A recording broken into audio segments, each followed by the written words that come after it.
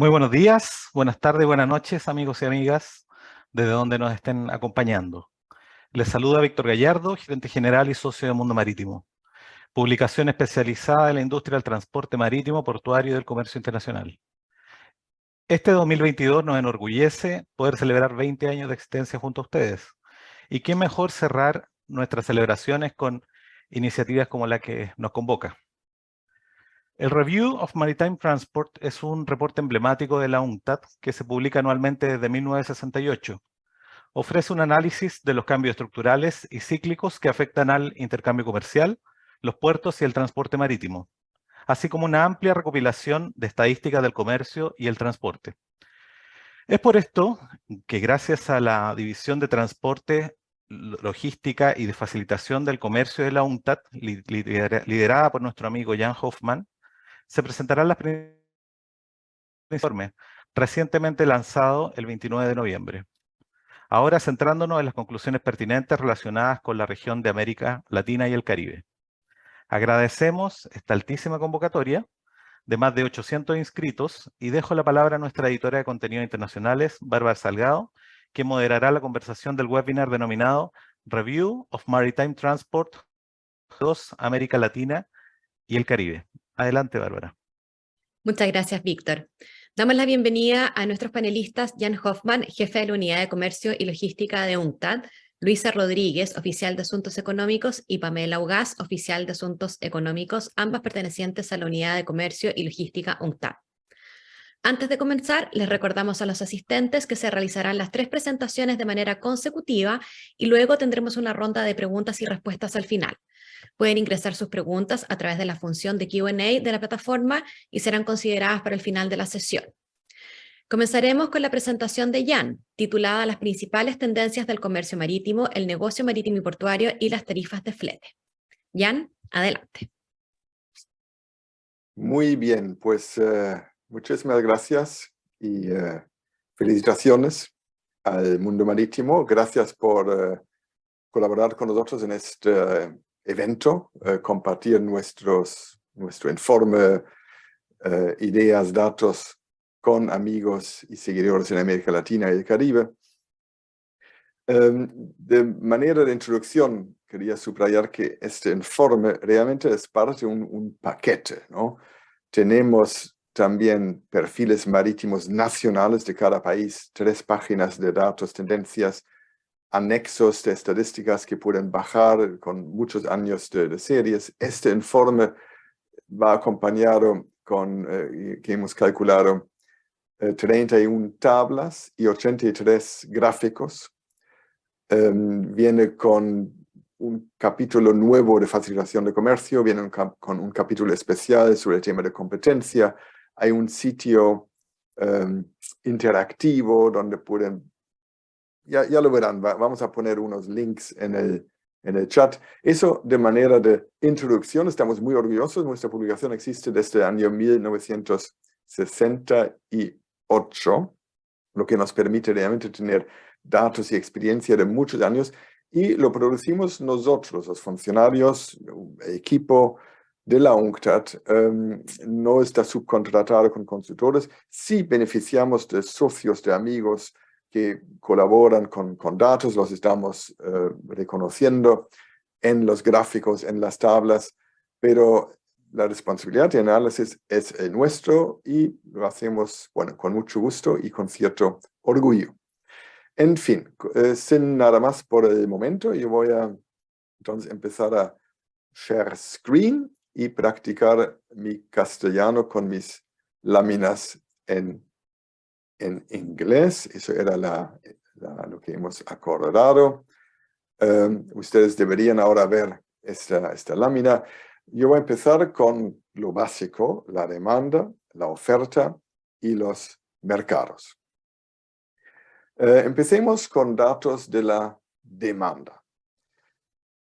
Un gráfico que subrayamos en el resumen, en la prensa, estos datos que vincula la demanda, el volumen de comercio por vía marítimo, el seaborne trade, que aquí es la línea amarilla, comparado este crecimiento anual con el crecimiento de la economía.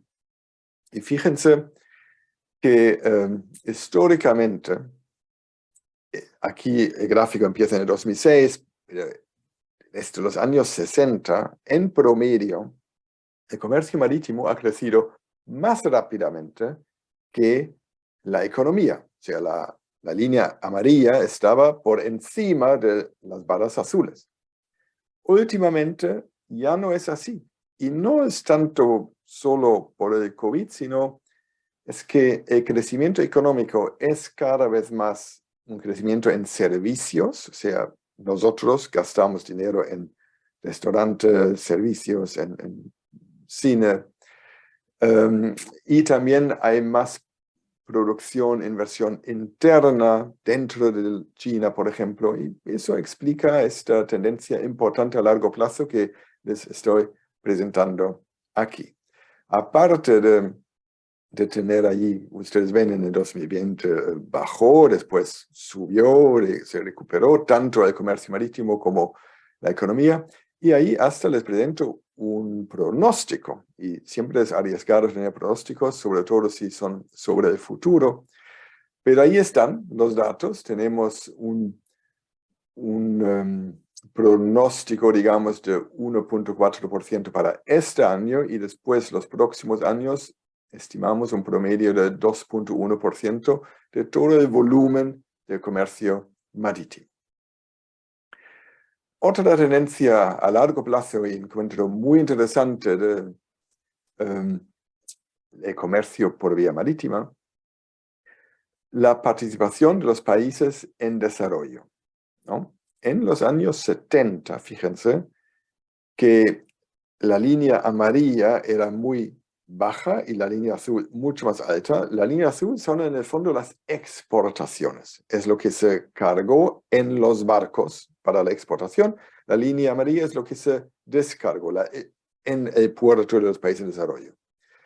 Y históricamente los países en desarrollo eran los países que exportaban materias primas de grandes volúmenes, mineral de hierro, carbón, petróleo, soja. Y últimamente, cada vez más, los llamados países en desarrollo, que incluyen China, Vietnam, también Costa Rica, también Sudáfrica, están cada vez más también participando en la producción globalizada y están importando grandes volúmenes. Lo que es interesante aquí es el último año, fíjense que por primera vez en muchos años, de hecho, no ha seguido aumentando. Si fíjense, en el 2020 y 2021 ha bajado ligeramente la participación en la importación. Eso tiene que ver con, entre otras cosas, la crisis COVID, China, el aumento de las importaciones sobre todo en América del Norte. Ahí fíjense lo amarillo, lo naranjo en el 2021. Bueno, son volúmenes totales, ¿no?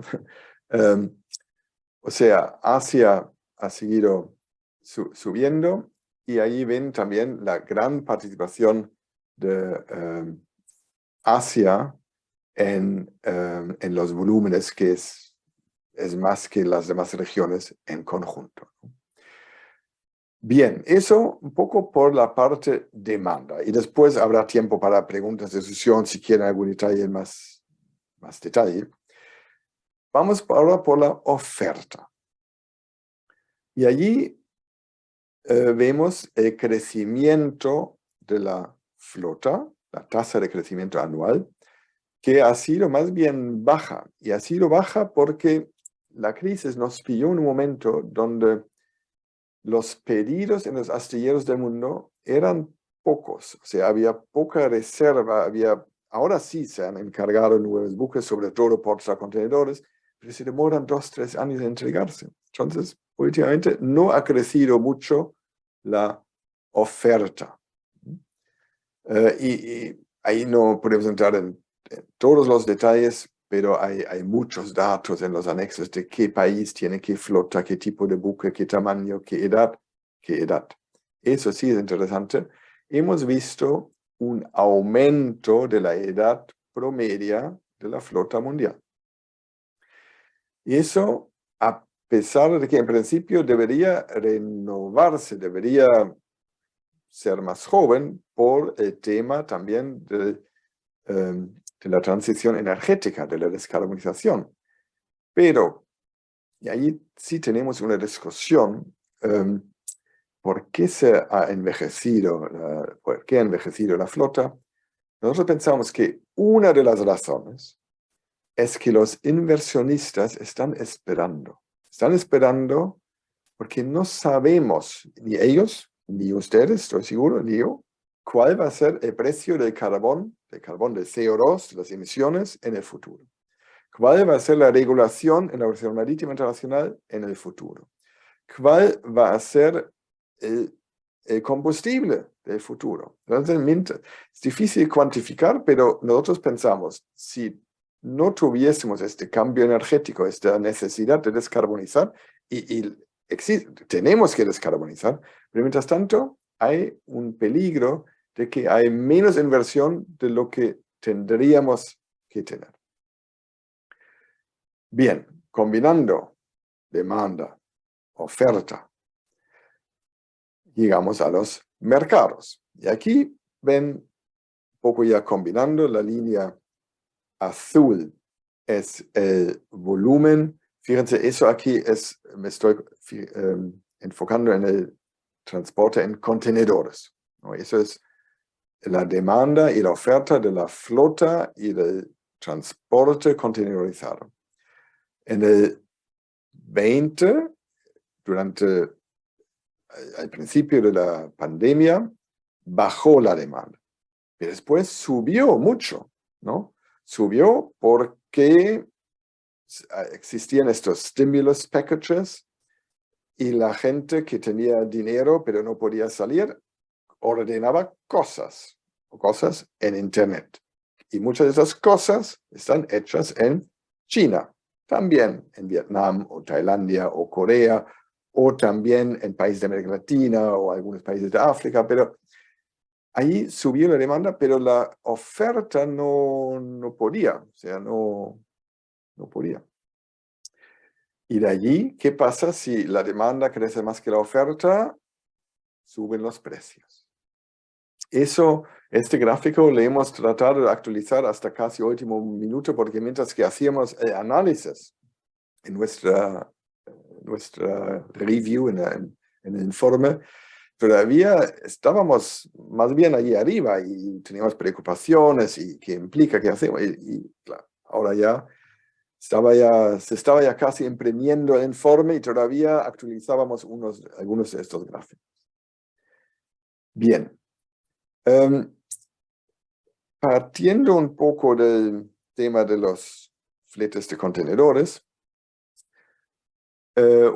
una lámina sobre fletes y impacto de fletes de graneles.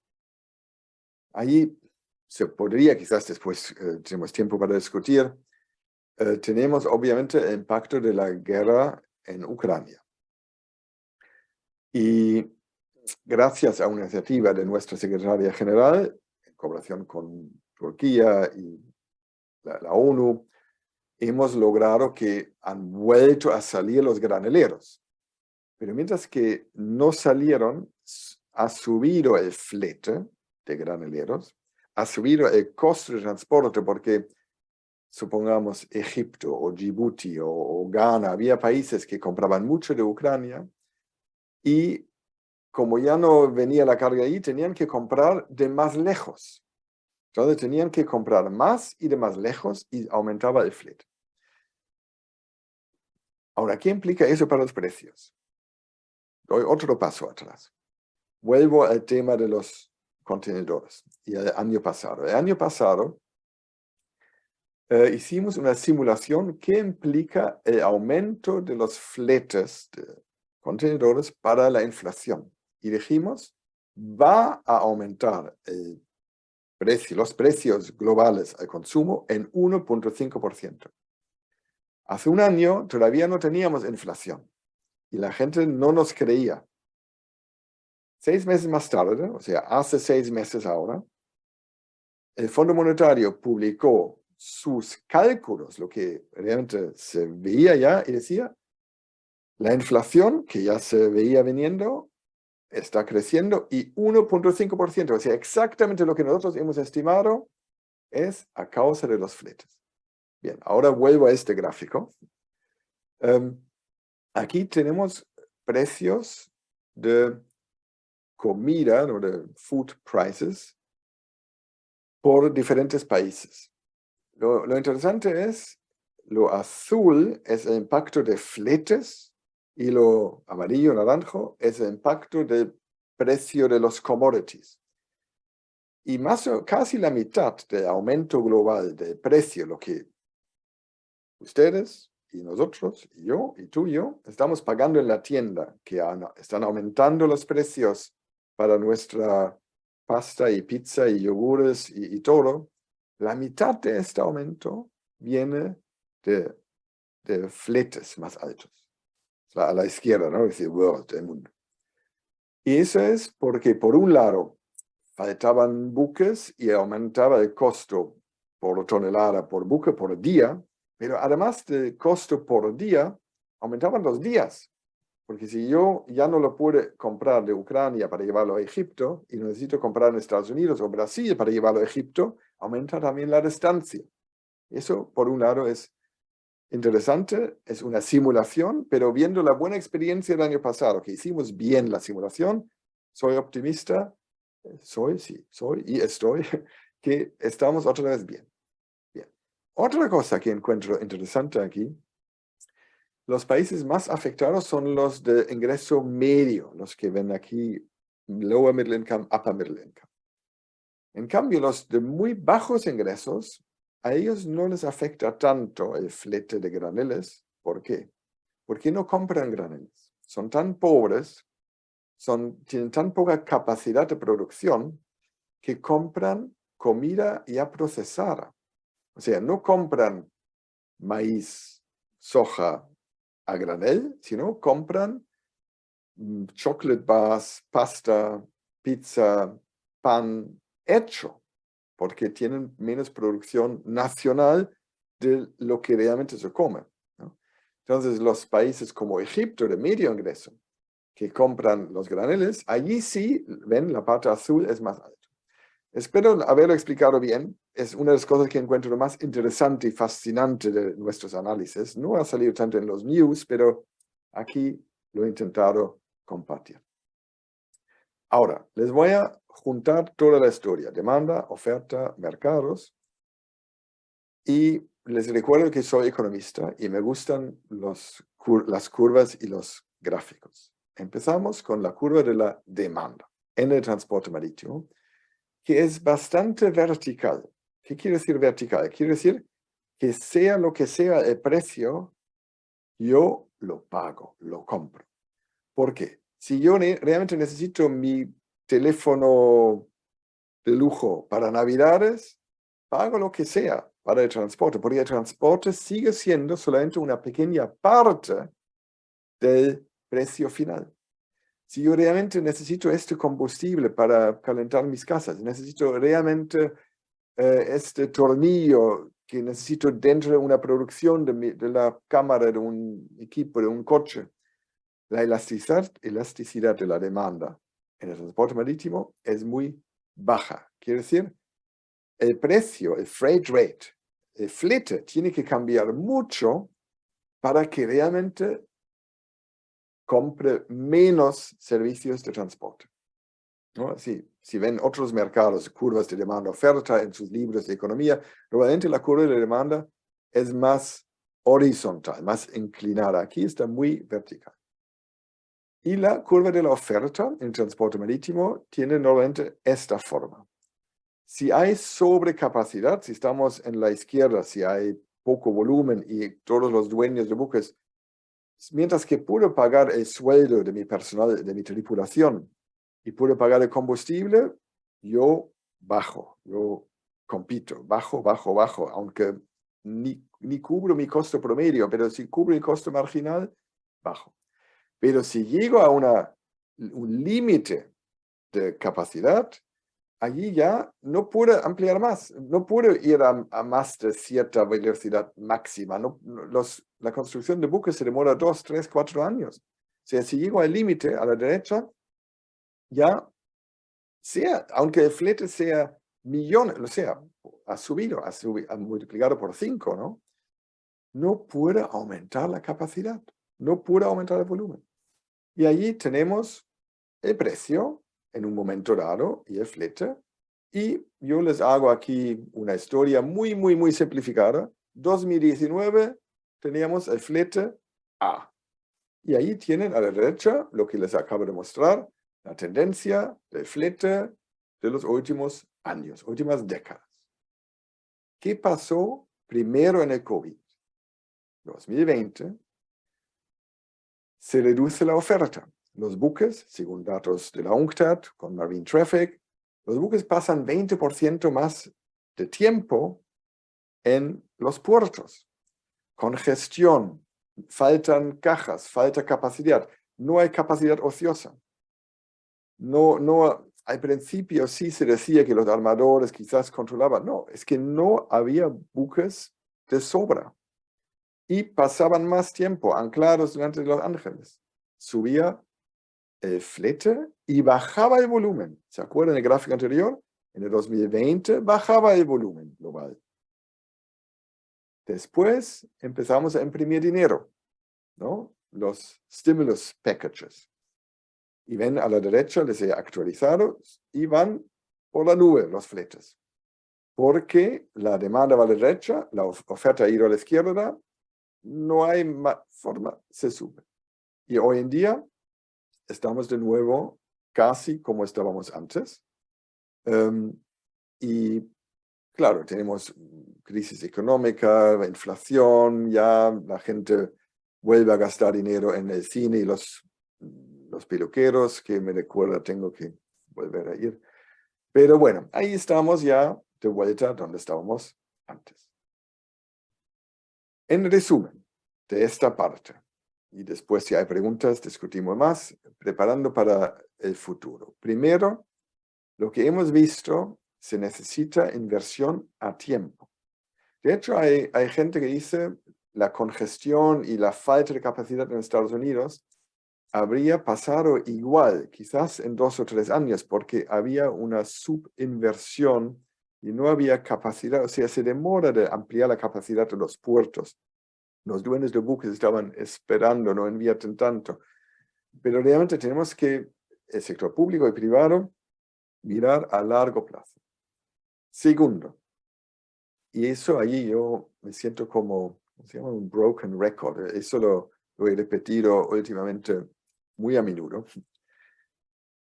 Mientras que estamos discutiendo y negociando el marco regulatorio en la OMI, la Organización Marítima Internacional, y no sabemos si habrá un levy, una contribución, una medida económica, un market-based measure, no sabemos reglas técnicas, estándares de combustibles.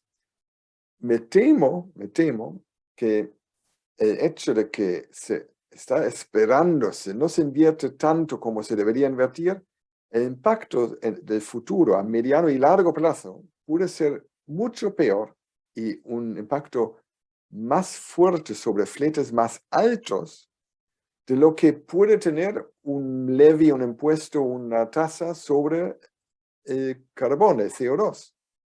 Entonces, nosotros pensamos, los miembros de la OMI que están dragging their feet o están expresando dudas justificadas, tienen sus dudas, no quieren que les suba el precio de transporte, dependen del transporte para su exportación de carne fresca, de mineral de hierro de Brasil que compite con Australia, de palta o cerezas o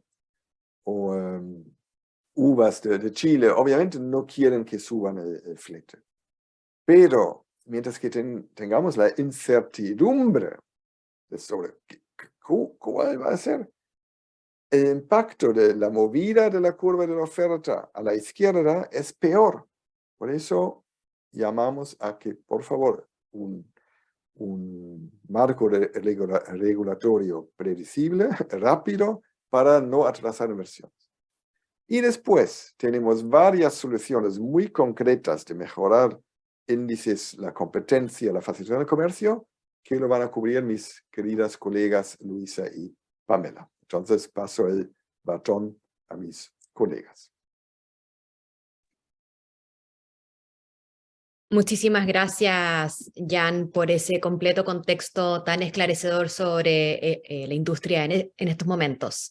Les recordamos que quienes tengan preguntas las pueden hacer a través de la función de Q&A. Ya tenemos varias, las estamos juntando para el final de la sesión. Les recordamos que este webinar tiene un tiempo aproximado de duración de 90 minutos. Hemos tenido una pregunta y quería dirigirme inmediatamente para esclarecer esa duda. Continuamos ahora con la presentación de Luisa Rodríguez, quien hablará sobre el enfoque en los indicadores clave de rendimiento y los efectos de la consolidación y competencia en el sector del transporte marítimo. Adelante, Luisa, por favor.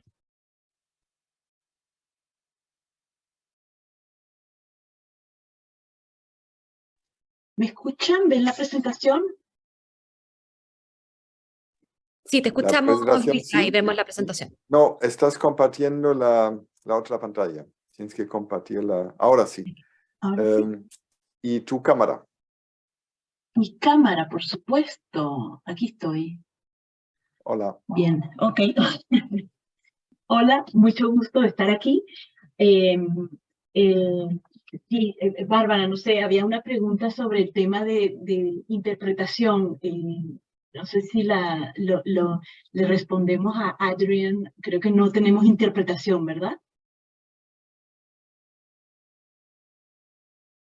No contamos con traducción simultánea en esta ocasión porque nuestro webinar es completamente en español. I'm so sorry we don't have simultaneous translation right now because our webinar is completely in Spanish. However, we will have an on-demand version on our YouTube channels later on. We might consider subtitles then. Thank you for your question.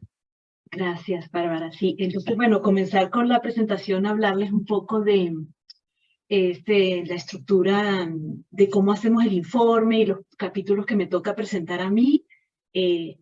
Jan presentó los capítulos 1, 2 y 3 y yo voy a estar presentando 2 capítulos. Tienen bastante información. A mí la tarea que me había dado Bárbara era tratar de hacer un resumen de elementos más resaltantes en 10, 12 minutos, ¿no? Entonces, bueno, explicarles que este capítulo como indicadores clave surge de una necesidad que habíamos identificado. Esta es una estructura de nuestro informe que ha ido cambiando en función de tendencias que observamos y de demandas y preguntas que recibimos, porque recibimos muchas preguntas y nosotros nos hemos dado cuenta que realmente había como una necesidad de poder dar más información cuantitativa con respecto a lo que pasa en el sector. Y realmente este capítulo busca colmar esa necesidad, ¿no? Tratar de buscar datos, algunos son nuestros, a veces también contamos con el apoyo de algunos socios con los que podemos compartir información. Este año el informe contiene en estos indicadores claves elementos relativos a las escalas portuarias, al tiempo de escala en puertos, al desempeño de las autoridades portuarias. Tenemos también elementos de conectividad, del impacto de la guerra en Ucrania, de la productividad de la flota y de emisiones. Yo me voy a concentrar en algunos de esos elementos, no en todos. Y finalmente este capítulo de consolidación y competencia, nosotros pues tenemos como una estructura de base en el informe donde tratamos ciertos temas de manera regular y otros los cambiamos anualmente, ¿no? En función de elementos que nos parecen más interesantes de analizar, y en este año en particular hay un capítulo específico sobre temas de consolidación y competencia porque nos pareció que era un tema muy pertinente. Entonces, yo me voy a concentrar en indicadores que tienen que ver con crisis de cadena de suministro, todo lo que tiene que ver con este desempeño en las escalas portuarias, porque me parece interesante para entender algunos elementos de lo que hablaba Jan, de ese desbalance que generó esos altos fletes entre oferta y demanda, ¿no? Esa es una cuestión coyuntural. Y luego, dos temas que están ligados a más tendencias estructurales, como puede ser descarbonización y consolidación. Muy bien. Ay, no pasa. Uy, ¿qué pasa? Próximo. Vale.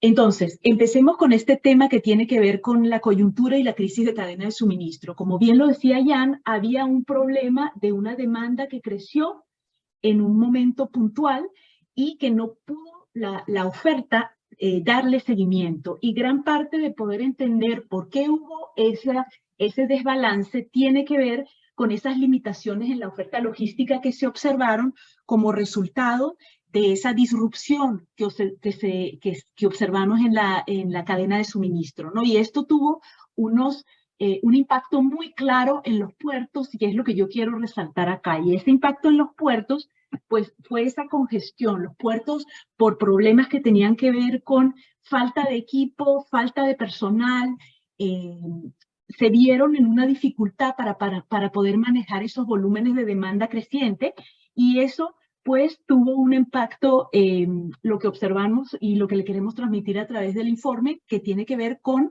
un impacto en las escalas portuarias, itinerarios que cambiaron, escalas portuarias que cambiaron en su ritmo, y hubo una reducción claramente en las escalas portuarias. Aquí, además de esa reducción en las escalas portuarias, tuvimos una situación también de que el tiempo que permanecían los buques en puerto se incrementó. Aquí yo les traigo una nota, un cuadro que habla de la situación que se observó en el año 2021 por tipo de buque. Y realmente en el año 2021, pues vemos que ese tiempo que permanecieron los buques en el puerto aumentó de manera importante, particularmente en el caso de los buques de contenedores, ¿no? En general, para todos los buques ocurrió, excepto para aquellos que tenían gas licuado, para ese tipo de buques. Luego, a mí me parece interesante también hablar, y esto lo comentó Jan también en las tendencias generales, de ese tema de lo que ocurrió, cómo se desempeñó esa crisis y esa disrupción a nivel de logística global. Entonces, bueno, empezamos con el año 2020, toda esa situación del COVID, hubo una intensificación de esa congestión portuaria y de esa disrupción en 2021, y luego, digamos, esto no es lineal en el sentido de que cuando hay señales de que las cosas mejoran, hay elementos nuevos que entran en juego, y en el caso de nosotros en 2022, pues fue la guerra en Ucrania, ¿no? Me parece interesante con respecto al análisis de las tendencias, decir que, y es algo también un mensaje que sale del informe, que las disrupciones es la nueva regla, y que el mensaje clave con respecto a qué hacer hacia el futuro es tratar de tener un mejor manejo de cierto tipo de riesgos para ayudarnos a ser más resilientes y para poder hacerles frente, porque seguramente van a seguir impactando el sector. Entonces, bueno, comentarles para América Latina, entrar como un poco en la imagen de lo que significó esa disrupción a nivel de esa congestión. Eso hubo como unos puntos focales, ese principio de esa, lo llamábamos Global Logistic Logjam. Esa congestión a nivel global se inició más fundamentalmente en Europa del Norte, en la costa oeste de Estados Unidos y en China. Pero digamos, esas cadenas globales están configuradas de manera global y tuvo un impacto muy concreto a nivel de países en desarrollo, y yo diría muy específicamente en el caso de América Latina. La decisión tiene que ver con decisiones de las empresas navieras, donde para poder manejar esa disrupción hubo buques que se pasaron de unas rutas a otras, y la priorización de rutas se vio dada por buscar movilizar buques en esas rutas que representan más oportunidades económicas, que son más rentables y que generan más tráfico. Y esas rutas implicó sacar cierta capacidad de algunas rutas, entre las cuales América Latina, y colocarlas en esas rutas más bien hacia Europa, y rutas que tienen más tráfico. Entonces, Eso tuvo un impacto en la conectividad y en las escalas directas. Y en la región, aquí lo observamos que en el caso de América Latina y en el caso de África, esas fueron las regiones más afectadas que perdieron muchas conexiones por esa situación de redespliegue de las rutas como respuesta a esa congestión y fueron decisiones de las empresas. Luego, esto también tuvo un impacto con respecto a los servicios, o sea, muchos de esos países y países en desarrollo en particular se vieron enfrentados a una situación donde teníamos, en el caso de los buques de contenedores, unos esquemas, unos horarios para las llegadas y entonces tuvieron que enfrentar una serie de vamos a decir, llegadas tardías. Y aquí tenemos, esta es la imagen que yo les traigo acá, algunas de las cifras que les traigo, como esas diferencias entre lo que estaba previsto y lo que realmente ocurrió. Y vemos que en el caso de América Latina, pues hubo una reducción de menos 6% cuando vemos ese periodo de 2019 y 2020. Esto genera una problemática desde el punto de vista de la previsibilidad y del funcionamiento idóneo de esas cadenas de suministro. Ok, esto tiene que ver con la parte del desempeño portuario. ¡Wow! ¿Cómo pasa el tiempo de rápido? A ver, vamos ahora con la parte de las emisiones y este es un mensaje clave con respecto a decir que el número total, en número absoluto entre 2020 y 2021, las emisiones por concepto de transporte marítimo aumentaron en un 4,7% en lo absoluto. Ese es el dibujo que ustedes ven a la izquierda. Sí, a la izquierda. Vemos una tendencia creciente. Esto tuvo que ver fundamentalmente con todo lo que tuvo, con esa recuperación post-pandemia de la actividad marítima como resultado de ese aumento del comercio, un aumento en las emisiones. Ahora, también es importante destacar, y ese es el gráfico de la derecha, que cuando lo medimos por tonelada milla, eso pues se redujo y hay razones que explican esto, donde hemos ido hacia una mejor eficiencia, introducción de medidas de manera muy gradual y muy lenta, pero hemos ido hacia esas medidas que se han ido introduciendo. Se explica fundamentalmente por temas que tienen que ver con búsqueda de economías de escala y una navegación más lenta que ha sido también la norma en años recientes. Para traerles acá una acotación con respecto a emisiones y cuantificación, solo para darles como una panorámica con respecto a algunas de las estadísticas que tenemos, porque realmente hay muchas. Yo los invitaría a ver ese capítulo 4 porque hay realmente una cantidad de recursos estadísticos de interés, si este tema es un tema de interés para ustedes. Lo que nosotros les traemos acá es un dibujo, una gráfica con respecto a un trabajo que se hizo en asociación con algunos de estos proveedores de estadísticas, de Marine Benchmark en este caso, con cálculos basados en información satelital. Y sobre esa base, pues vemos cómo es por bandera de registro las emisiones, el cálculo de las emisiones. Vemos que en el caso, por ejemplo, Panamá, aquí arriba esta línea azul marino se ve tendiente a la baja, lo cual está asociado con un tema de un aumento moderado de la flota en estos años, y a la vez una introducción de medidas ligadas a la eficiencia que han conllevado a esa reducción. Está también ligado a muchos elementos el tema de las emisiones, la edad de la flota, como bien lo decía Jan, y también algunos elementos operacionales que tienen que ver con el manejo de las operaciones marítimas. Finalmente, ya para terminar, Bárbara, no me quiero pasar, pero creo que va a ocurrir esta última tendencia estructural que acotamos en el informe como temas, elementos ligados a la competencia. Vemos una tendencia muy clara con respecto al número de compañías que va reduciendo sus servicios por país y contrariamente al número al tamaño de los buques en promedio que va aumentando, ¿no? Y entonces, bueno, esto es un tema interesante. Vemos, por ejemplo, algunas de las cifras que les damos en el informe como una observación entre 1996 y 2022, ese ranking de esas compañías navieras con operaciones de portacontenedores.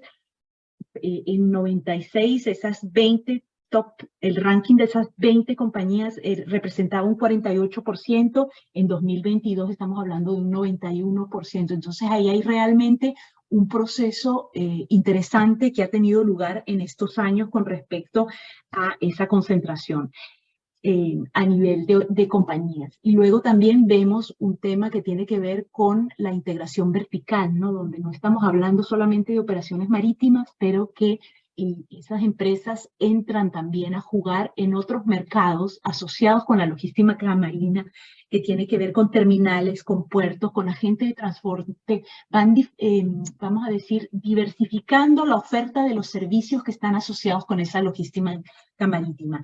Esto es mensaje clave con respecto a nuestro informe. Puede tener implicaciones problemáticas porque se reduce la competencia, se puede llegar a afectar la oferta y porque puede llevar a precios más elevados. ¿El por qué esas empresas actúan así? Bueno, búsquedas de economías de escala, economías de alcance, optimizar costos, y es una realidad. El número de compañías, aquí le traigo otro gráfico, compañías que prestan servicios por país que se ha ido reduciendo, ¿no? Hubo un aumento, hasta un pico que se observó en el año 2019 y hemos ido reduciendo desde entonces, y esto lo comentaba, creo, Jan también. Es un tema problemático porque las opciones se reducen para los expedidores. Esto es una problemática también muy patente para las pequeñas islas insulares del Pacífico, por ejemplo, donde realmente se observan condiciones de monopolio y realmente servicios muy poco frecuentes que crean una problemática también de menos alternativas para los envíos y de precios muy elevados, y es una problemática real. Ahora, para finalizar, es otro, con respecto a esos mensajes que hablábamos del tema de prepararnos para futuros desafíos y transiciones, para un sector más resiliente, pues trabajar este tema. Primero vamos con la parte portuaria, de congestión portuaria. Tiene un componente de tratar de trabajar todo lo que fue esas restricciones que generaron esa congestión. Eso pasa por trabajar temas que tienen que ver con infraestructura, temas de facilitación de comercio, que los hablará luego Pamela, pero que son importantes. Luego, hablar de esa transición a opciones con bajas emisiones, bajo en carbono. Jan habló ya del tema de la previsibilidad para las inversiones como un prerequisito para poder tener capacidad suficiente en el futuro. También estamos hablando de inversiones en infraestructura, pero no solo eso. Nosotros también, en el trabajo que nosotros hacemos, hay un trabajo de fondo que tiene que ver con el tema de generar conocimiento sobre esas nuevas regulaciones ambientales, poder apoyar a los países con respecto al cumplimiento de esa nueva normativa. Vemos que hay interés y realmente necesidades. O sea, es decir, para poder entrar en esa transición es como un espectro de acción multidimensional que implica generar capacidades desde distintos puntos de vista para que los países en desarrollo puedan capitalizar sobre esa transición también en su beneficio, ¿no? Con respecto al tema de los mercados competitivos, hay una serie de recomendaciones, podemos entrar en ello en la discusión si ustedes lo quieren. Solo decirles que se identifican como esferas de acción a nivel nacional que tienen que ver con fortalecimiento de capacidades de autoridades de competencia, y una parte de recomendaciones que tiene que ver con la capacidad de monitoreo y de cooperación a nivel internacional con marcos que existen ya, algunos de esos marcos de las Naciones Unidas, con respecto a desarrollar sistemas de monitoreo y poder cooperar e intercambiar información entre autoridades competentes. Yo lo dejaría hasta acá, me pasé un poquito, lo siento, Bárbara, pero son temas realmente muy interesantes. Yo los invitaría al informe y estoy dispuesta para cualquier pregunta. Gracias. Muchísimas gracias, Luisa, no te preocupes porque estaba muy interesante tu presentación y tenemos muchísimas preguntas que abordar más tarde cuando finalice Pamela, así que no te preocupes por haberte pasado un par de minutos, no hay ningún problema. Ahora vamos a seguir con la presentación de Pamela Ugaz, sobre la facilitación del comercio y el marco jurídico y reglamentario necesario para fomentar el comercio y el transporte marítimo internacional. Todo esto, por supuesto, en el marco de las conclusiones del reporte. Sin embargo, antes de comenzar, Pamela me ha pedido que comparta con ustedes el link a una encuesta para conocer el pulso del público respecto de la temática que se va a conversar a continuación. Aquí está el link en la sección de chat. Por favor, pinchen el enlace, hacen su respuesta y continuamos con la presentación de Pamela. Okay, muchas gracias. Yo veo que todos están comenzando a contestar, pero no puedo compartir pantalla. Si pueden, creo que Luisa aún está compartiendo pantalla. Sí. A ver, ¿cómo la quito? Déjame ver. Y los veo muy animados con la primera pregunta. Bueno, primero, buenos días a todos allá en Latinoamérica. Mi nombre es Pamela Ugaz, trabajo para la sección de facilitación de comercio. Es mi segundo año contribuyendo a esta emblemática publicación. Y el día de hoy yo les voy a hablar sobre la facilitación del comercio como una alternativa para aliviar un poco estas tendencias que se están viendo en la revista. A ver, les voy a compartir mi pantalla, porque creo que esto está súper animado.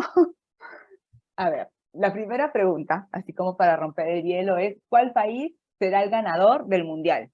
Y creo que hay una clara, el link está en el chat, pueden hacer clic ahí y comenzar a responder, pero creo que Latinoamérica, no, Argentina también está repuntando, pero hay una clara preferencia por Brasil como ganador del mundial este año. Ah, no, Argentina. Hay muchos argentinos en la sala, por lo visto. Ok, Argentina va a ganar entonces. Sí. Ah, ok, un empate, podría ser. Veo que hay muchos brasileños o muchos fanáticos de Brasil y muchos argentinos y fanáticos de Argentina también. Bueno, me alegra que estén tan involucrados y que estén siguiendo el mundial. Lamentablemente yo no lo estoy siguiendo mucho. Pero bueno, un empate, digamos, entre Brasil y Argentina. Ahora vayamos a la segunda pregunta. Voy a avanzar.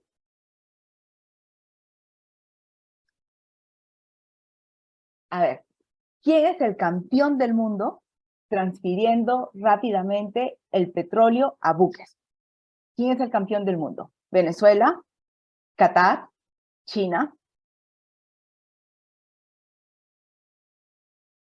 ¿Quién transfiere más rápidamente el petróleo a los buques?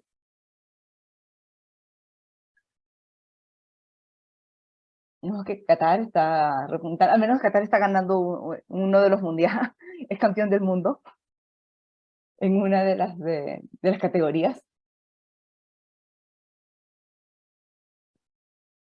Muchas gracias por estar tan activo. Bueno, creo que la respuesta es obvia, es Qatar. Felicitaciones a todos aquellos que han respondido. Qatar es el campeón del mundo transfiriendo... Es que todos ya han leído Review Maritime Transport, donde leímos. Claro, es por eso. Y la última pregunta. ¿Cuál fue la medida de facilitación de comercio más usada durante COVID-19? ¿Cuál fue la más usada? ¿Ventanilla única? ¿Cooperación de agencias en frontera? ¿Eso significa que dos países se ponen de acuerdo? ¿O las agencias en la frontera se ponen de acuerdo? ¿Publicación? Veo que ventanilla única tiene bastante acogida. Ahora vamos a dar unos segunditos más para ver si cambia esa tendencia.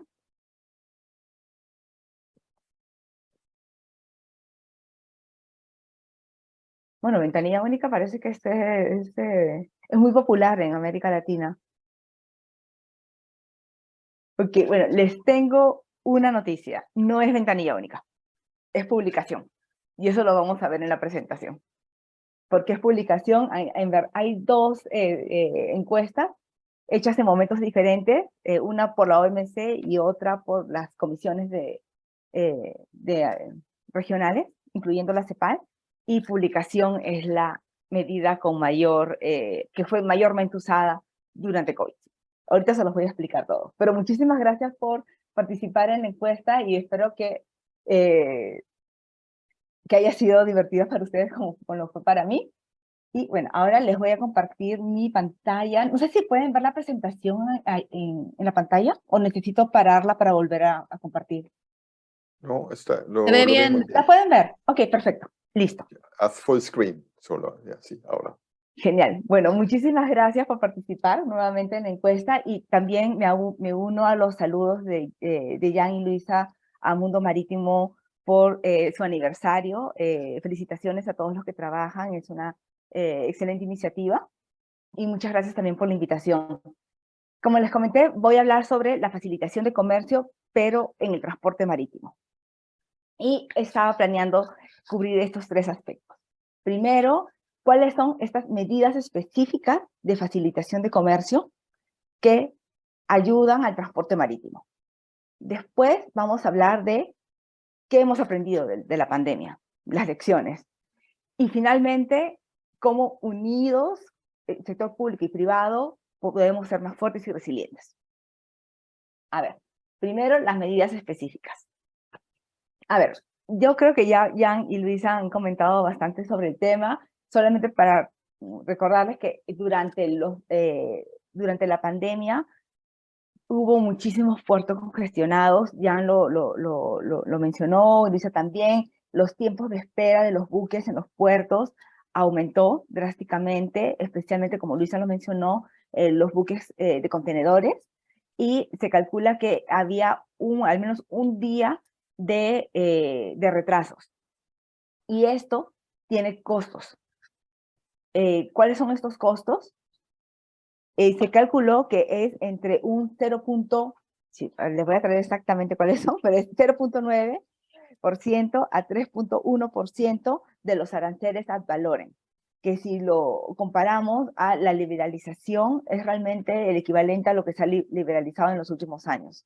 Entonces, lo que ganábamos liberalizando en foros como la OMC o en sus acuerdos regionales, se iba, digamos, por el caño cuando los contenedores se quedaban varados en los puertos.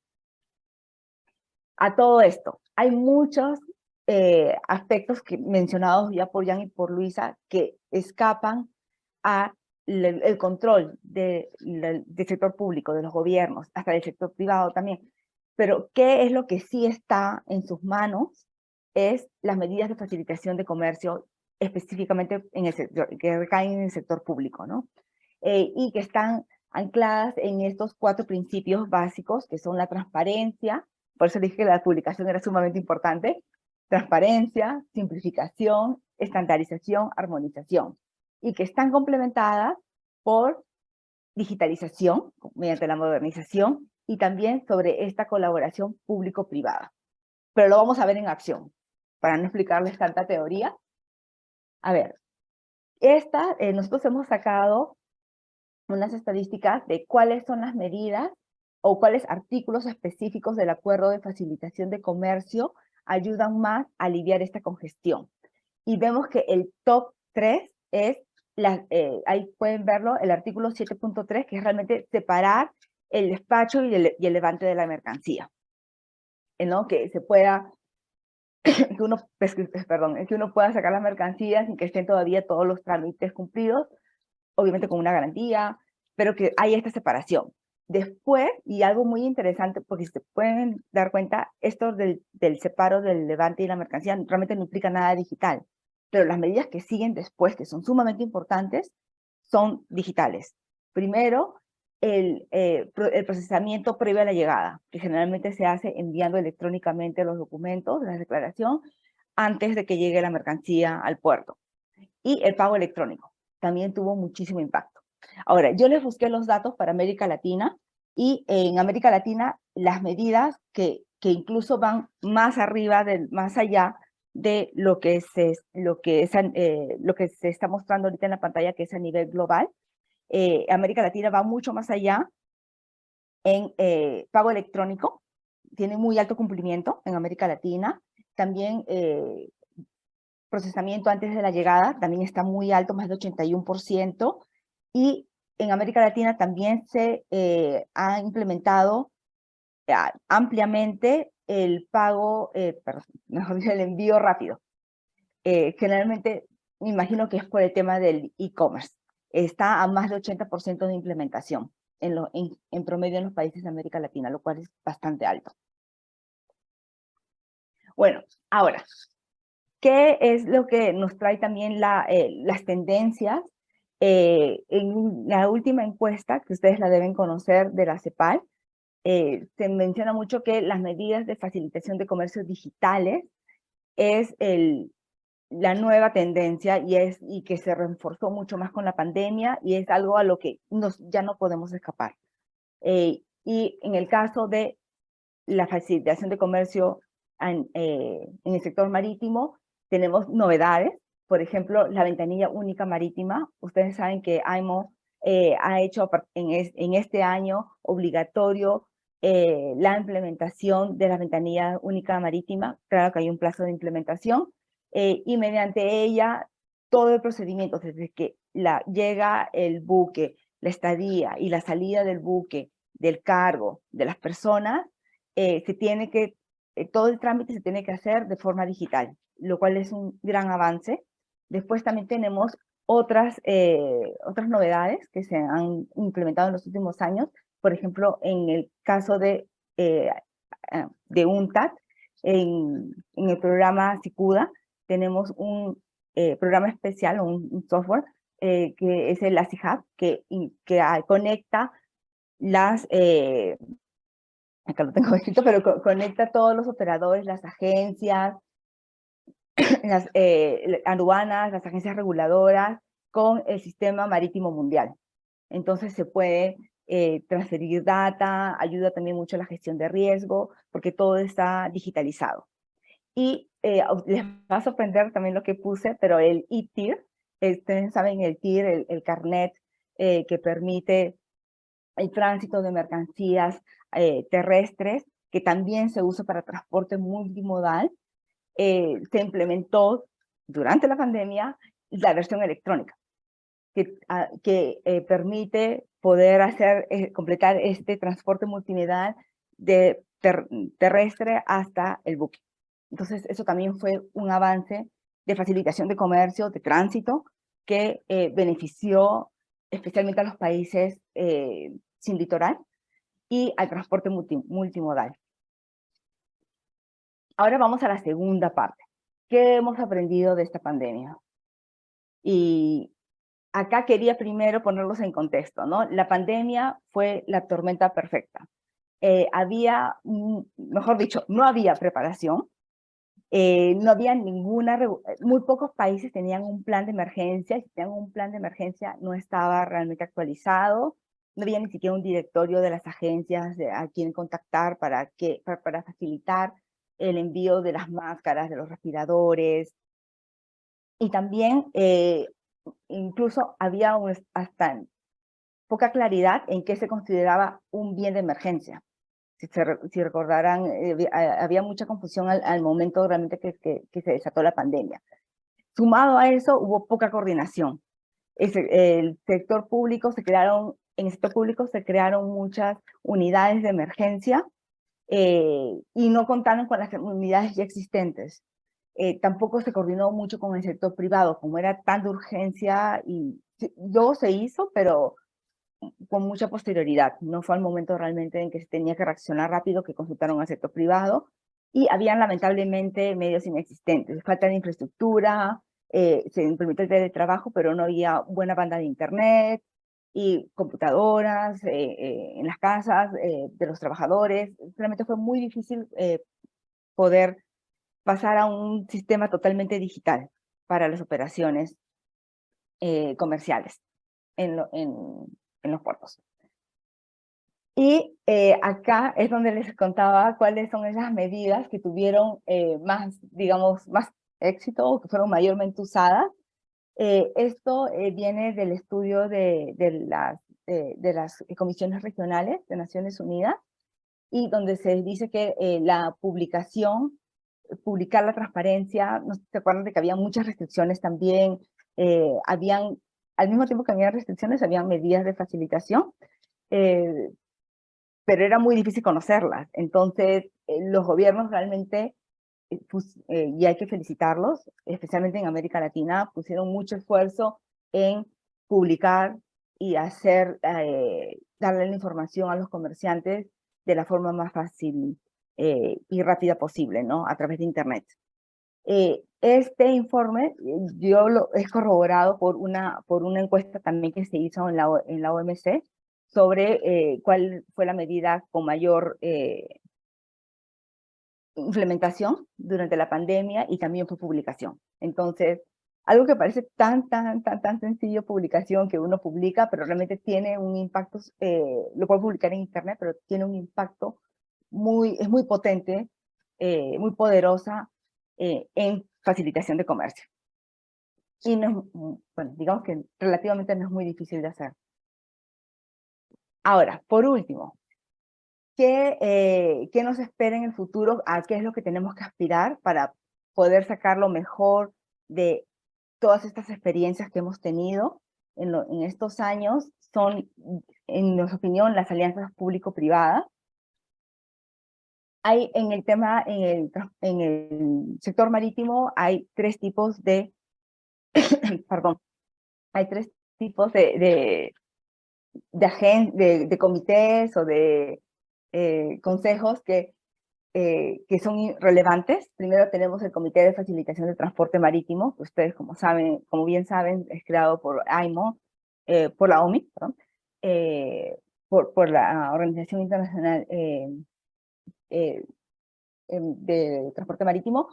Y también tenemos el Comité Nacional de Facilitación de Comercio, que es creado mediante el Acuerdo de Facilitación de Comercio, que no está ligado específicamente al tema marítimo, pero que sin embargo ve varias de las medidas, como las que mencioné al inicio, tienen un impacto en el sector marítimo.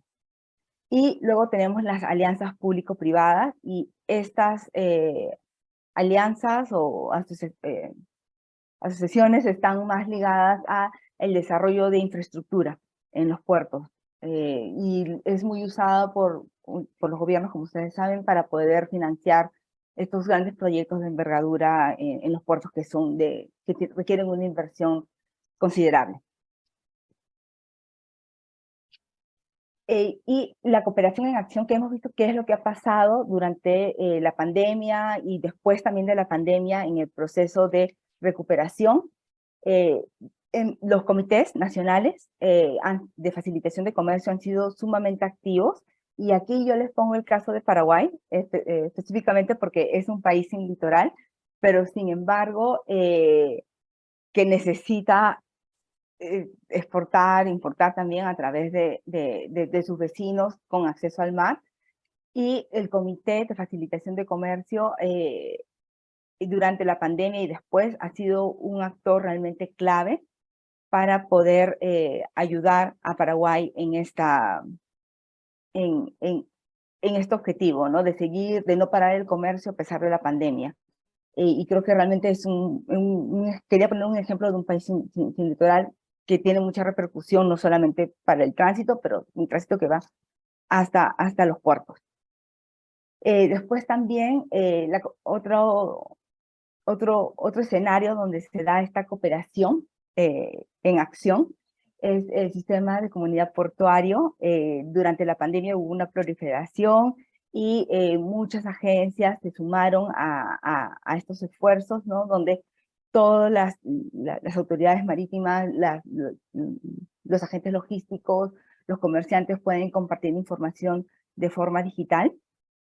Y también tuvo un muy gran éxito. Y las ventanillas únicas marítimas, como ya lo mencioné, en este 2022 se ha convertido en una obligación de poder implementarlo en un futuro.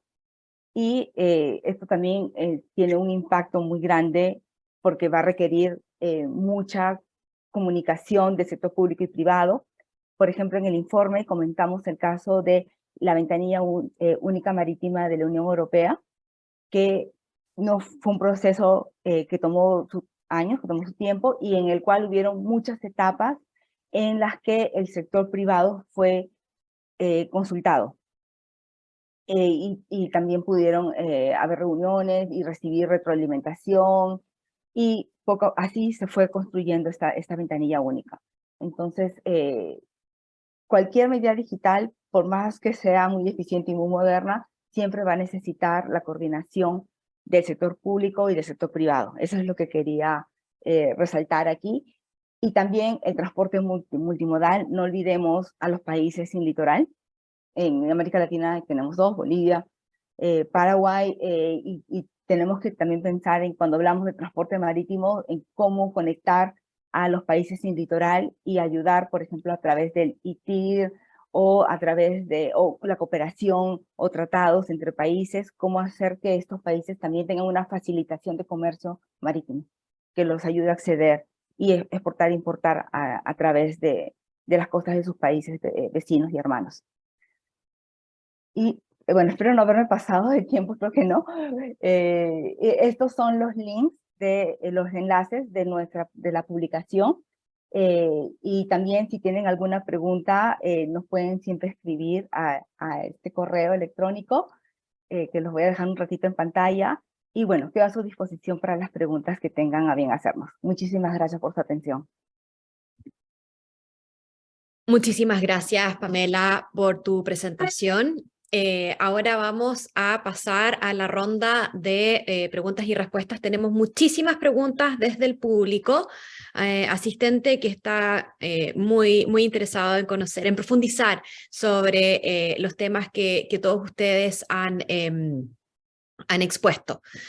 Entonces, voy a buscar aquí porque son muchísimas y bueno, por supuesto que fueron entrando en la medida en que fueron haciendo las presentaciones. Entonces, para darle un descanso a Pamela, que acaba de hablar muchísimo, vamos a hacer una pregunta aquí a Jan. A ver, voy a buscar aquí.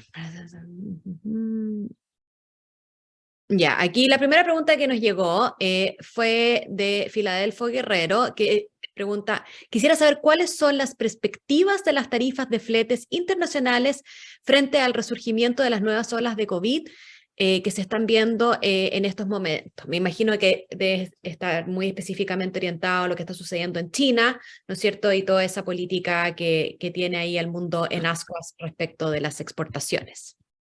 Ya. Bueno, una pregunta sobre el futuro, eso siempre es difícil. En primer lugar, quisiera también resaltar que vemos mercados muy diferentes en los contenedores, graneles, después gas y petróleo, ¿no? Gas y petróleo ahora están subiendo muchísimo. No nos había dado tiempo, pero aprovecho esta pregunta para resaltar eso. Y es siempre el mismo tema de la demanda y la oferta. Y la oferta incluye no solamente cuántos buques existen, sino cuán rápidos pueden entrar y salir de los puertos y por qué distancia tienen que ir. Entonces, en el tema petróleo, vemos ahora que como llega menos petróleo y gas de Rusia a Europa, por ejemplo, se tienen que comprar por barcos, se necesitan más barcos, y se necesitan más barcos por más distancia, con lo cual ahora los fletes de petroleros todavía no son históricamente altos, pero están llegando cerca a niveles históricamente altos, ¿no? Entonces, con la misma dinámica que traté de mostrar con la demanda-oferta, hace una semana salió el último buque gigante portacontenedor delante de los Long Beach, Los Ángeles. O sea, había hasta 100 anclados esperando, ocupando capacidad, porque mientras que están allí anclados, no pueden transportar. La curva de la oferta se movía a la izquierda. Ahora se ha vuelto a la derecha. También van a empezar a entrar nuevos buques que se encargaron empezando ya el año pasado, y hay un order book, un libro de pedidos en los astilleros de China, Japón y Corea Y eso quizás también un dato interesante, no me acuerdo la cifra exacta, si son 95%, pero más del 90% de la producción de buques se hace en tan solo 3 países, ¿no? Y ahí también tienes como un ciclo de atrasado. Ahora, el tema de habrá más lockdowns, habrá más problemas, puede haber otras sorpresas, pero yo creo que francamente a corto y mediano plazo estamos ya de vuelta como estábamos antes. Y yo había publicado en otro lugar que yo creo que el nivel de los fletes, contenedores, en los 10 años de aquí van a seguir siendo más altos que los 10 años antes de COVID. Y sigo pensando que eso va a ser aquí. Así, eso, claro, me jubilo en 8 años, allí me podrán decir, no, ya, han vuelto a bajar como antes. Yo pienso que el nivel seguirá siendo un poco más alto por diferentes razones, no tanto el COVID o lockdown o congestión, sino más bien por el costo de descarbonización, que los armadores y las alianzas sí tienen un poder de negociación más fuerte. Y por último, Luisa mostró un gráfico de cómo han estado aumentando los tamaños de los buques. Pero fíjense, desde hace ya casi 3 años no suben más. Hay pedidos de buques de hasta 28.000 TEUs. Pero realmente son 24.000 el máximo. Y no han subido más. El tamaño máximo de los portaconteneros hoy es más o menos como el máximo de los petroleros y de los granuleros. Los astilleros, los canales, los puertos están preparados para este máximo. Y bien, durante casi, uno puede decir, décadas, año tras año tras año, han subido los tamaños y solamente los más grandes, los dueños de las empresas con más volumen, podían pagar estos buques grandes.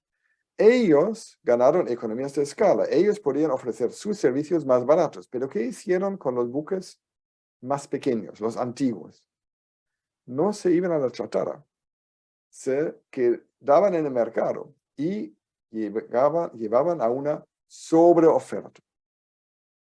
Entonces, esta tendencia de un gigantesco ciclo marítimo de muchísimos años, de un aumento del tamaño de buques que llega a una sobreoferta, yo creo que eso ha terminado. Entonces, por mí, esas son 3 razones. También puede haber otras de riesgo, de incertidumbre, diferentes, pero a la larga yo creo que el nivel de fletes va a seguir algo más alto a partir de ahora que el promedio antes del COVID.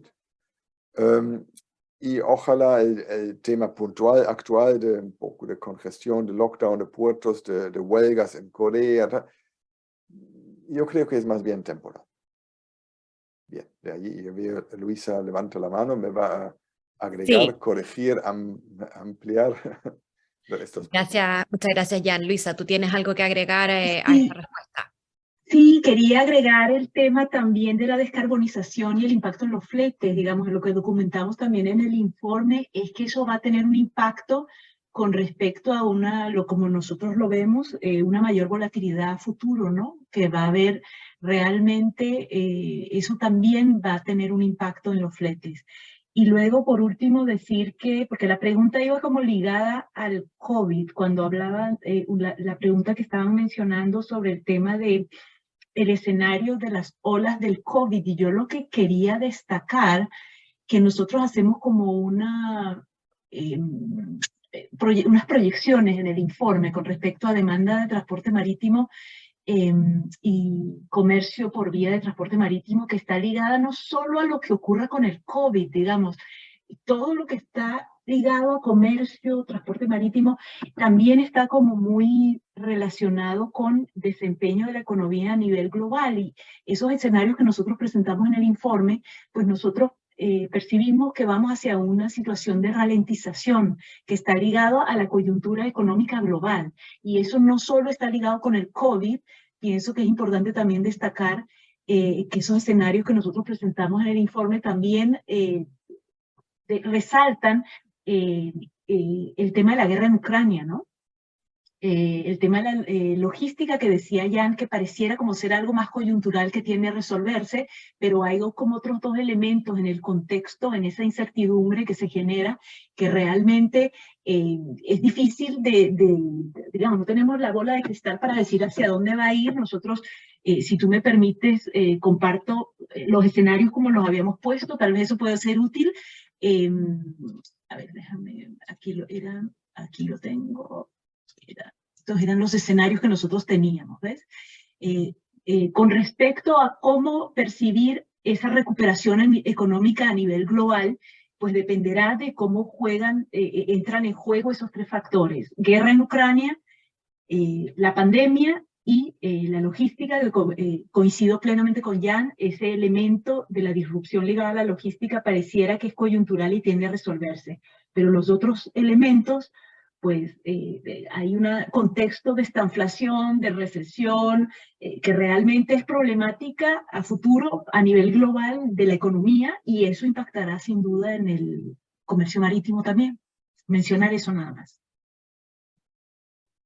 Muchas gracias, Luisa. Y creo que tengo una pregunta para ti aquí. Junté dos preguntas que apuntaban más o menos a lo mismo. Respecto de la consolidación de los servicios de las navieras, ¿no es cierto? Preguntan si es que en este escenario, ¿no es cierto?, en el que hay una menor cantidad de compañías ofreciendo servicios y que están optimizando, valga la redundancia, esos servicios con menores rutas a distintos destinos, si es que hay nuevas oportunidades para competidores de menor escala para servicios dentro de la región, y si es que, un poco ligado a la misma pregunta, ¿qué pasa con la cancelación de las rutas? Nos preguntan específicamente desde Argentina, que están viendo que cada vez hay más servicios que se cancelan hacia Buenos Aires. Entonces, ¿qué pasa con esta consolidación, que están haciendo un rearrangement, ¿no es cierto?, de los servicios, y cómo se pueden beneficiar, en cierto modo, competidores de menor escala para aprovechar las rutas dentro de la región? Sí, mencionar que efectivamente oportunidades en las rutas intrarregionales pues las hay, y nosotros mencionamos en el informe un caso muy específico de Asia. No conozco el caso específico de América Latina, pero en el caso de Asia, donde realmente como resultado de esa disrupción que se generó y de esos cambios en las rutas, pues las rutas, se crearon unas nuevas rutas regionales para conectar la región, para colmar esas ausencias de ciertas rutas, y eso se dio de manera exitosa. Claro, el caso de Asia es muy diferente al caso de América Latina desde el punto de vista de volumen de comercio, desde dinámica de compañías también es diferente. Lo que nosotros también observamos es, y lo documentamos también en el capítulo 1, nosotros hacemos como un análisis en un box sobre el tema de, esa fue una respuesta de muchos países con respecto a buscar soluciones a una situación de falta de vínculos por nivel marítimo, buscar promover a nivel nacional o a nivel regional ciertas líneas. Y entonces, claro, es difícil. Lo que nosotros observamos es que en algunos casos estas iniciativas fueron exitosas y en otras menos exitosas, porque esto no se trata nada más de poner los buques a funcionar en ciertas rutas en un momento coyuntural donde los fletes están altos. Digamos, después se trata también de una sostenibilidad y de mantener una calidad de servicio. Eso tiene que ver con dinámicas de clústeres, con niveles de generar un ecosistema logístico también que pueda apoyar. Y eso no todos los casos que nosotros observamos. Creo que lamentablemente no teníamos ningún caso de América Latina. Observamos algunos en Asia, algunos que tenían que ver con África también, y tuvieron éxitos mitigados. O sea, entonces, en conclusión, para decir que las oportunidades de rutas intrarregionales existen, pero que mantener esa calidad de servicio y mantener las rutas es función de una serie de criterios, y que eso no es, el hecho de que en un momento dado esas rutas se pongan a funcionar, pues no es necesariamente garantizado el éxito a nivel sostenido, ¿no? Decirlo así. Me habías hecho otra pregunta, aquí no entiendo mi letra, lo que apunté, si me la recuerdas, eran las rutas regionales y el otro punto que habías comentado. La cancelación de servicios. Que si eso se va a mantener, esa era la pregunta. Okay. Claro, lo que pasa es que seguramente esta pregunta viene orientada respecto de lo que tú dijiste, que hay, producto de la congestión portuaria, hubo un desvío, ¿no es cierto?, de ciertos servicios y que muchos destinos regionales sufrieron por eso y vieron cancelación de esos servicios de manera temporal, pero que ahora se han mantenido en el tiempo e incluso se han sumado nuevas cancelaciones.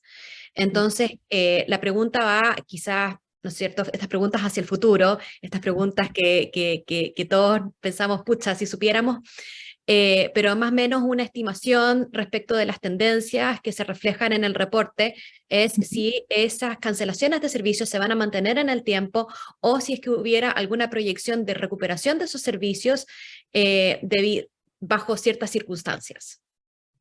Caray, esa pregunta es difícil, tal vez le voy a preguntar, pedir ayuda a Jan en esta pregunta. Realmente es difícil pronosticar lo que va a ocurrir.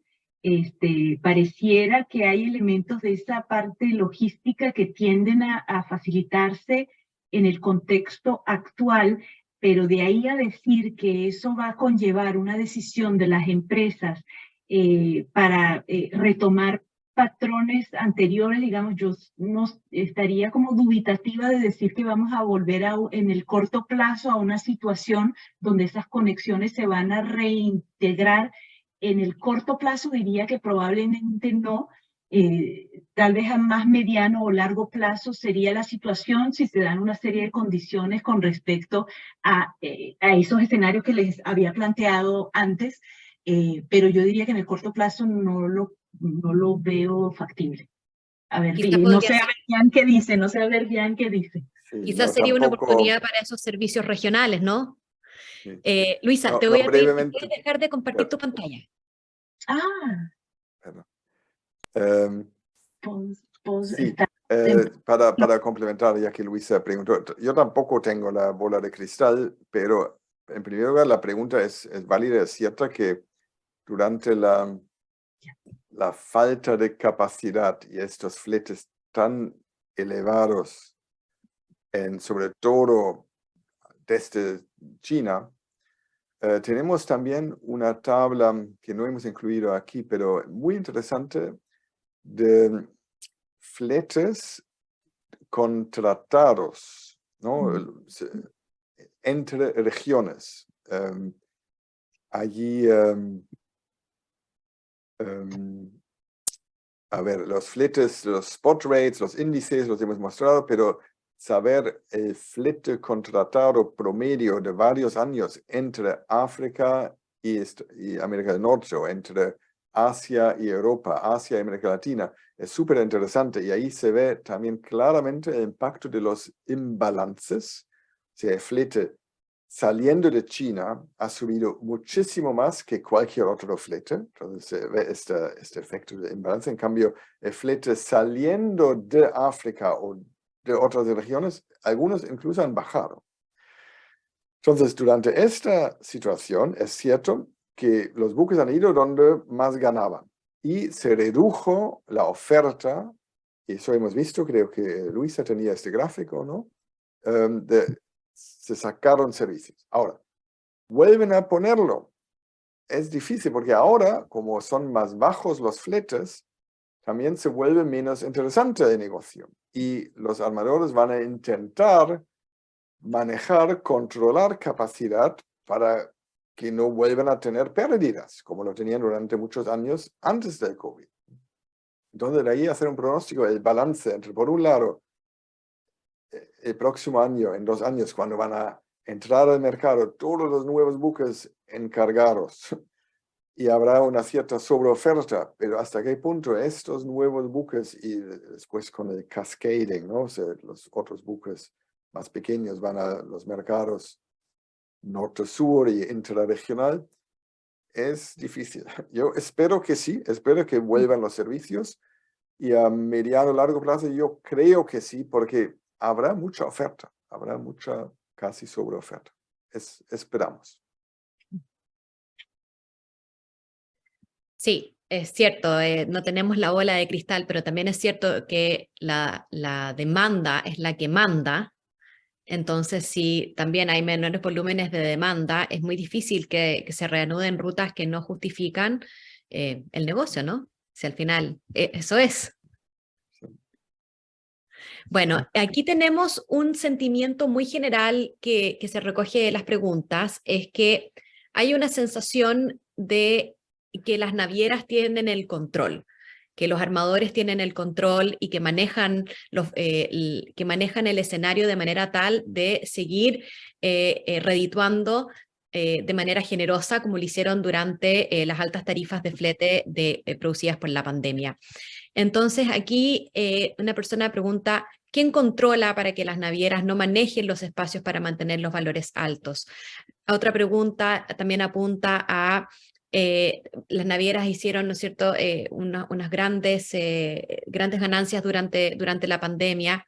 ¿Quién controla el antitrust, ¿no es cierto? ¿Cómo se maneja eso? O sea, hay una sensación de que el destino de la industria está en las manos de los armadores que están manejando esto, pero también sabemos que en este momento se está produciendo un shift, un cambio respecto de la demanda, y es posible que esos buenos tiempos que se vivieron, ¿no es cierto?, hace un año atrás ya no regresen. Entonces, ¿cómo manejan los armadores este escenario y cómo se ajusta esta oferta-demanda, tarifas, ¿no es cierto?, proyección, etcétera? ¿Qué clase de proyección se puede hacer al respecto en base a las estadísticas que se recogen del reporte, sin ánimos, ¿no es cierto?, de sobrecargar la bola de cristal?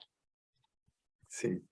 Mira, esta discusión de que, poco que los armadores que han ganado tanto dinero y los fletes han subido tanto y los usuarios realmente han sufrido, han visto su carga que no podía salir, los precios realmente muy elevados, servicios descontinuados, buques que pasan de lado porque van a otro puerto o para no empeorar tanto los itinerarios, pasan por un puerto y van a otro. Comprendimos perfectamente que el descontento, el malestar, que los usuarios están muy molestos. A la vez, si vemos otros mercados donde hay menos concentración, donde no hay alianzas, donde los top 4 no controlan más de la mitad de la capacidad, como en los petroleros, en los transportes de gas, en los granuleros, y también en los dueños de los portacontenedores. Eso no lo saben todos, pero la mitad de los buques aproximadamente, que dice Maersk o MSC o CMA CGM en el lado del buque, en grandes letras, no son propiedad de estas empresas. La propiedad puede ser un fondo de dentistas alemanes, un dueño griego, un dueño otro país. Y allí hay mucha menos concentración. Allí los top 10, top 20 controlan, su porcentaje es la mitad de lo que controlan los operadores. O sea, el dueño no es necesariamente operador. ¿Por qué digo eso? Es como para defender a los armadores, a los ofertantes de servicio, que sí intentan controlar. Pero, repito, otros sectores han ganado igual o más por buque, por ser dueño. Pero eso no quiere decir que no estamos inquietos. Estamos preocupados por esta tendencia, sobre todo por el tema de la integración vertical. Eso lo hemos visto en América Latina, ¿no? Cuando Maersk compró Hamburg Süd y dijo a su nueva hija, por favor, ya no ir a la terminal de Dubai Ports en Callao o Buenos Aires. El problema de transfer pricing, de precios de transferencia, qué es lo que cobro a mi propia hija si va a mi terminal. El tema también de las alianzas que agrupan demanda, y tenemos un oligopsón, se llama, o sea, los clientes. ¿Quién es el cliente del puerto? Es la carga, pero también los armadores.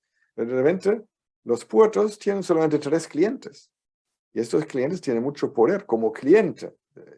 ¿No? Todo eso nos preocupa y ahí tenemos 4 recomendaciones. Por favor, lean el capítulo 6. Primero, creemos que hay un potencial de mayor coordinación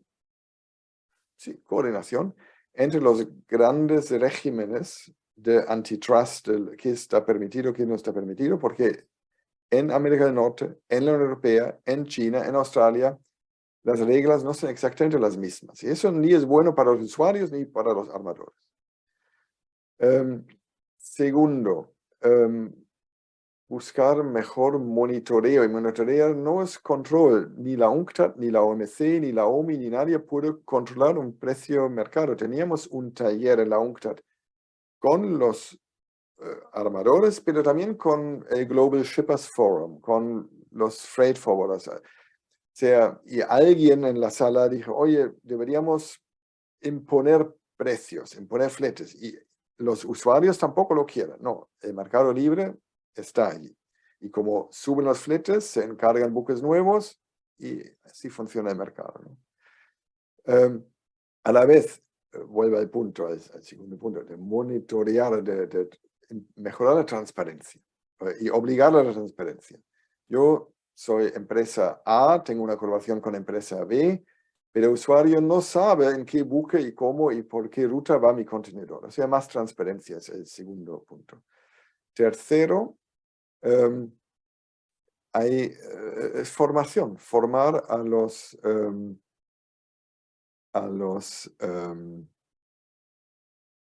estoy como el conteo, 2, 3, tenía 4, no sé, estoy en el tercero, el cuarto, pero bueno, allí en el capítulo están los 4. El tema de formación, hemos tenido actividades en Brasilia para autoridades de competencia de América Latina, realmente fortalecer las autoridades de competencia y autoridades portuarias, a quién y cómo doy la concesión. Bueno, es todo un tema muy, muy largo, pero como Bárbara explicabas, es un complejo de preguntas. Hay una inquietud, se comprende, estamos de acuerdo, hay una inquietud de que quién controla los armadores. Y no hay nadie que controla precios, no hay nadie que obliga o prohíbe construir buques de este tamaño o de otro tamaño. A nivel nacional hay que fortalecer autoridades de competencia, hay que coordinar, hay que fortalecer autoridades portuarias, a quien le da una concesión una terminal. Y finalmente, sí, una coordinación, y también hay foros en la UNCTAD que permiten esta coordinación y cooperación entre autoridades de competencia. Muchísimas gracias, Jan. De verdad nos da para seguir conversando horas, porque tenemos muchísimas preguntas que incluso van surgiendo en la medida que se responden otras, y podríamos estar el día completo aquí sentados haciendo muchas más preguntas. Tengo preguntas para Pamela que ni siquiera alcancé a hacer porque ya estamos un poco pasados en el tiempo, y queremos agradecer a nuestros relatores por sus profundos insights, porque no hay una palabra en español para insight, y realmente eso es lo que ha sido esto, ha sido muy insightful. Hemos tenido de la mano de los expertos que redactan este informe esas explicaciones y contextos tan específicos que son importantes para comprender de mejor manera la información que tenemos delante de nosotros, y agradecemos su colaboración y su tiempo para compartir con nuestra comunidad de lectores. Ahora los dejo con Víctor Gallardo para cerrar nuestro webinar. Muchísimas gracias por su participación. Bueno, gracias a ti, Bárbara. Y bueno, me resta agradecer a Jan, Luisa y Pamela por invertir este tiempo. y poder compartir todo el conocimiento, ¿no es cierto?, con nosotros y con nuestra comunidad marítima latinoamericana. Bueno, también debo agradecer a UNCTAD Trade and Logistics Branch, sin quienes no hubiésemos podido desarrollar esta actividad. Y por último, obviamente, y no por eso menos importante, a todos nuestros asistentes virtuales que vienen de distintas regiones, países, los cuales, bueno, han destacado una gran cantidad, tanto en línea como preregistrados, de distintas regiones, en calidad y en variedad. Eso es lo interesante, y de toda la cadena de suministro. Aprovecho de mencionar que esta presentación estará disponible on demand desde mañana a través de nuestro canal de YouTube para que puedan presenciarla nuevamente, o para aquellos que no pudieron estar conectados ahora también, obviamente. En el chat le hemos compartido el link de nuestro canal y también podrán encontrarlo en nuestro perfil de LinkedIn, y también, bueno, van a recibir a sus correos de registro este link de participación. Un abrazo a todas y a todos, y estaremos en contacto anunciando nuestras constantes actividades a través de nuestros canales usuales. Muchas gracias nuevamente y permítanme desearles por adelantado un excelente fin de año. Muchas gracias.